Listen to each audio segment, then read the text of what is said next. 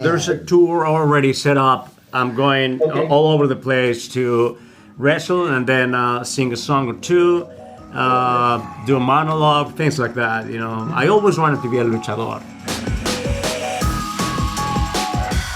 Chupa, super fun new Netflix movie. Evan, I want to start with you, buddy. Let me ask you this: Did you know much about chupacabras or the legend of the chupacabra before doing the movie? Yeah, actually, my grandparents, Nana and Wilito, they actually told me about the chupacabras and stuff, but of course they put in a scary light because that's how it was. This is more of a groundbreaker because no one's ever seen chupacabras as a cute little fluffy creature. You don't think of them that way, right? Yeah, I never thought of a baby chupacabra. You think of them as the dog vampire. Yes. Goats. Exactly. Yeah, reptilian or something like that. You know, I was surprised to see it that way. It was really fun. Demián, I want to ask you. You know, Chupacabra's side. There's a little bit of a side story here where you play luchador, and I'm just wondering, is that in your future, man? Because I feel like the wrestling companies are going to be knocking on your door, buddy. Oh yeah, there's a tour already set up. I'm going all over the place to wrestle and then sing a song or two, do a monologue, things like that. You know, I always wanted to be a luchador ever since I was a kid. So just to be able to play this luchador now, azul! It was brutal. It was so beautiful. And Mariana Guerrero, our wardrobe designer, she did a beautiful job because she went into the real lucha libre world back in Mexico with real luchadores and all that to get the real material, the real stuff, and make it, look the way it looks. Mm-hmm. That's so cool. Well, it looks awesome and it's super fun. Christian, your character is, we'll say, nefarious. But I got big kind of Indiana Jones, Alan Grant from Jurassic Park kind of vibes. I was wondering if that was intentional. I mean, sure. I think Jonás had a particular vision for Quinn. How he wanted him to be, and look, I'm a huge Indiana Jones fan. I knew we couldn't do the whole look, but we found, I think, a nice version of those two characters that you mentioned, and yeah. So the idea of playing an explorer, an adventurer. A guy who's on the hunt for something very mythical and mystical and fantastical was all very exciting for me. I really enjoyed it. It's really cool, really fun. Evan, man, something that I really love about the movie is how it goes back and it takes place late 80s, early 90s, that kind of era. And that very first scene we see you and you're playing a Game Boy. Had you ever played a Game Boy before, or was that a brand new thing for you? I mean, I knew what a Game Boy was, and I'm trying to think back. I don't think, aren't they really expensive nowadays? Oh yeah, they're probably, yeah. But I'll never half the budget to get those. Yeah. Right?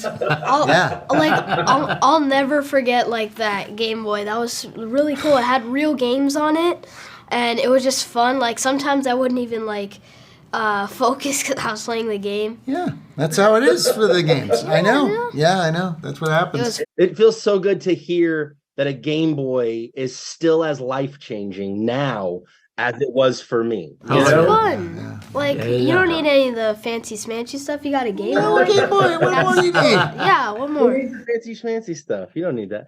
Demián, I want to ask you, working with Jonás as a director, what was that experience like? Just think about this. I met Jonás when he was 5. Yes, back in Mexico in the theater.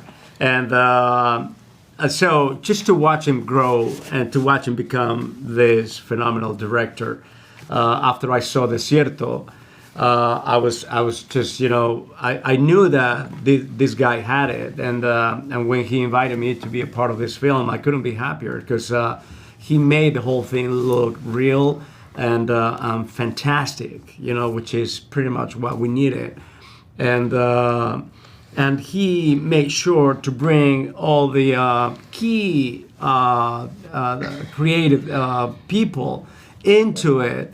So we could represent Mexico the best way possible. And it's just magical. It's a beautiful film. The movie is so much fun. It's so magical. It's a great family movie. I watched it with my 10-year-old. We both loved it a lot. Very excited. It's coming to Netflix on April the 7th. Before I let you guys go, I just wanted to put this out there. Demián and Christian, as two guys who have worked on Tarantino projects in the past, and the rumors that maybe his next one's going to be his last and all this. You think that's true? What are your thoughts?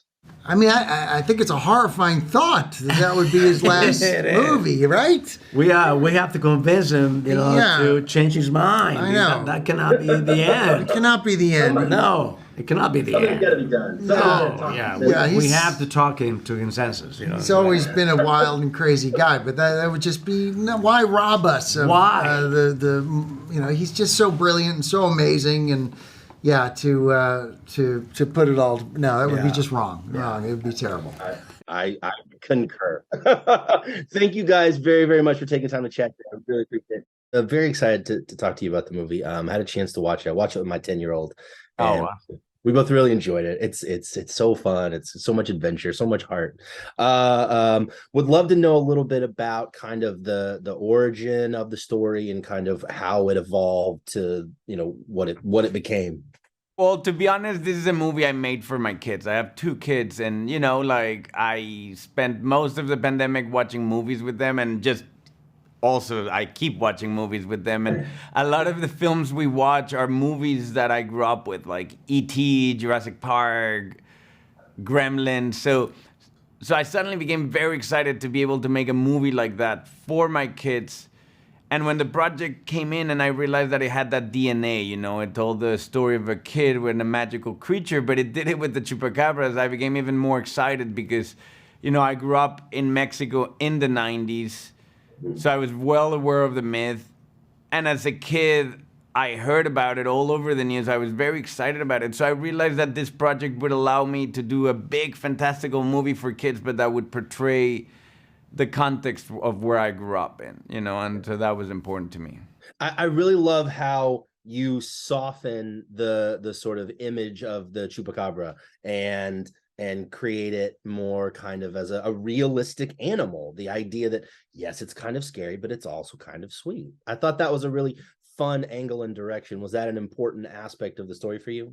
Definitely. I always thought the reversal in the concept of grabbing a creature that since its origins was always treated as a horror movie type of creature, and turning it into a creature that first of all is a cub. He's a baby, and also it's a creature that really plays up. It's a movie that really plays up in the relationship between a boy and an animal. And so a lot in the design, I really wanted to play with those animals that I know kids really connect with. I find those relationships so magical. Whenever I see my kids playing with my dogs, it's so magical. They talk without talking, and to me that's so beautiful.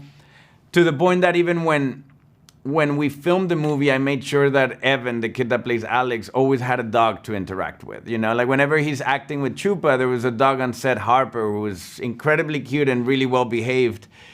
And that's truly where the relationship of Evan and Chupa got built. And also later, when we started animating the creature, I really based a lot of the performance on the creature on a lot of animals that I know kids really react well to, Yeah, it shows too. I watching it, my family have cats, and so I was like, oh wow, there's a lot of kind of like I know that the chupacabra is supposed to be kind of like dog-like, but there's a lot of sort of almost cat-like behavior that I'm noticing as well. I thought that was interesting.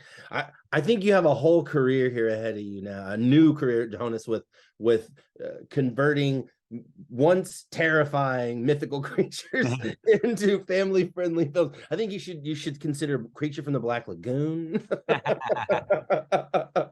Just go on with it. You mentioned Jurassic Park when you were kind of talking about fantastical movies and all that.